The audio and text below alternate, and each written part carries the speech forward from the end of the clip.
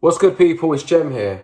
What the hell do Scrum Masters do outside of the Scrum meetings? I reckon you've had this before as a Scrum Master. Or if you're a new Scrum Master, you might be curious to understand, what do I do other than try and facilitate the daily Scrum or the planning or the review and whatever? In this video, I'm going to share with you one of the things that I do and have done as a Scrum Master outside of the Scrum meetings. And subscribe, please try and stick around, because I'd like to see if I could build a small series of maybe a dozen or more examples of all the things that Scrum Masters do to provide value outside of the team, which provide value to the team or the teams that they work with. Let's go with the first one. How is this team connected to other teams? And where are the opportunities to become more independent?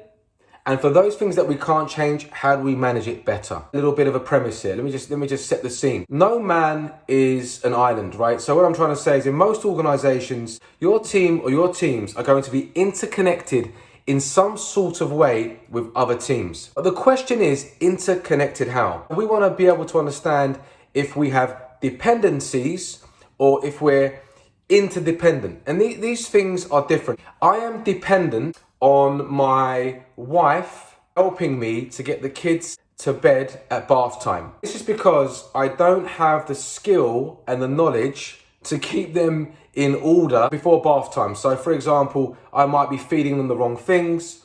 I might be energizing them, with the wrong activities. And what I'm getting at in a quite a long-winded way, and it will stick even though it's a crap metaphor, is this is a dependency that I could change. So with developing the skill and the knowledge, I would be able to know how to look after the children towards bedtime, and they wouldn't be energized and overstimulated, and they'd be able to, go to bed on time with no drama, or at least less drama. So a dependency is something that I can change with more knowledge and more skill. Interdependency is different. I am interdependent on oxygen. Hopefully, that doesn't change too quickly. Something that you have an interdependency on is a constraint that you're unlikely or is difficult to change. It just is what it is, maybe, for that situation. Why is that important to know? Because it helps me recognize that that's not the opportunity, or that's not something I'm going to spend a lot of energy and time on trying to change. I'm going to accept that and just work with that better. How does this translate into a team situation? Okay, so you go in, you've got a team, you draw a big picture with the team, you understand where they live in the ecosystem and how do they connect to other teams.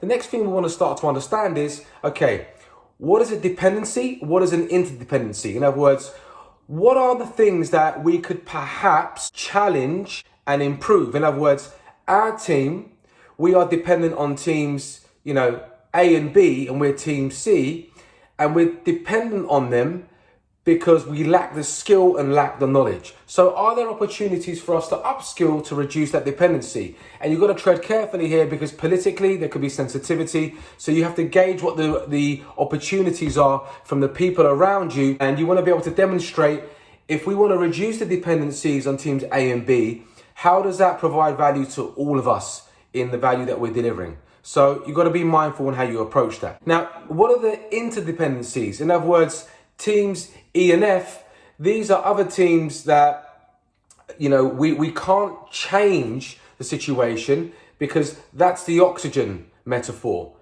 It is what it is. That's a constraint within this system, and we have to work with it. So the question now is, how do we ensure that we have our expectations clear on how we get what we need from one another? So presumably, let's say teams D and E are providing us with something like a service or a part of a system or a component, whatever it is. So what are the service level agreements? Who do I need to speak to in those teams so we can align and say, when we get in touch with you with these things, we expect a turnaround of whatever day, and likewise, if you expect certain stuff from us, we need to cater for that and be aware of that so we can plan that into our capacity. I hope that was useful. I'd love your feedback to see if I've missed anything on this first point of talking about where teams are interconnected and dependencies and interdependencies. Do let me know in the comments, and please do subscribe, as I'll be building out this small slap and dash series of what does the Scrum Master actually do outside of Scrum events. Peace.